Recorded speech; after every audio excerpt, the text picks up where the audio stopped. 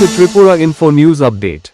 দক্ষিণ ত্রিপুরার সাব্রুমে আজ 16 জুন সিপিআই-এম এর পক্ষ থেকে বিভিন্ন জনস্বার্থমূলক 11 দফা দাবিকে সামনে রেখে সাব্রুম এসডিএম অফিসে একটি প্রতিনিধিমূলক ডেপুটেশন প্রদান করা হয়। দলীয় সূত্রে জানা যায়, পূর্বনির্ধারিত কর্মসূচি অনুযায়ী মিছিল সহকারে এসডিএম অফিসে গিয়ে ডেপুটেশন দেওয়ার কথা ছিল। তবে বিরূপ আবহাওয়া ও প্রাকৃতিক দুর্যোগের কারণে মিছিল কর্মসূচি বাতিল করে প্রতিনিধিমূলকভাবে ডেপুটেশন প্রদান করা হয়। সিপিআই-এম এর সাব্রুম লোকাল কমিটির পক্ষ থেকে দলের স্থানীয় নেতা মানিক মজুমদার সাব্রুমের ভারপ্রাপ্ত এসডিএম তথা জেলা শাসক রতন দাসের হাতে দাবি তুলে দেন।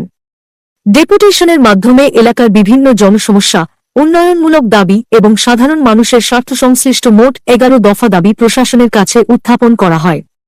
কর্মসূচি শেষে সংবাদ মাধ্যমের মুখোমুখি হয়ে সিপিআই-এম এর সাব্রুম লোকাল কমিটির সম্পাদক মানিক মজুমদার দাবি সন্দেহের বিষয়বস্তু ও কর্মসূচির উদ্দেশ্য সম্পর্কে বিস্তারিত বক্তব্য রাখেন। এখন দেখার বিষয়, প্রশাসন উত্থাপিত দাবিগুলিকে কতটা গুরুত্ব সহকারে বিবেচনা করে এবং সেগুলির বাস্তবায়নে কী ধরনের পদক্ষেপ গ্রহণ করে। ভারতের কমিউনিস্টবাদী মার্ক্সবাদী সাব্রুম লোকাল কমিটি 11 দফার দাবির সমাপ্তি কেন্দ্র করে আজকে আমরা ডেপুটেশন মিলেছি। তার মধ্যে রেগা এবং জলকর সম্পদ কর, বিদ্যুতের খুঁটিতে তার সংস্কার করা, এই সহ 11 দফার দাবিকে নিয়ে আমরা এই ডেপুটেশন মিলিত হয়েছি।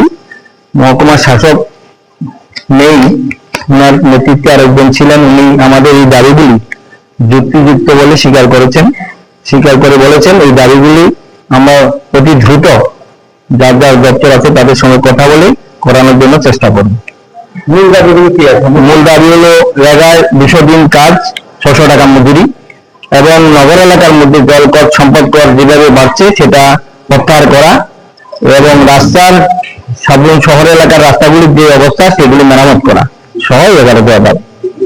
বিদ্যুৎ বিলটাও সেখানে যুক্ত হয়েছে।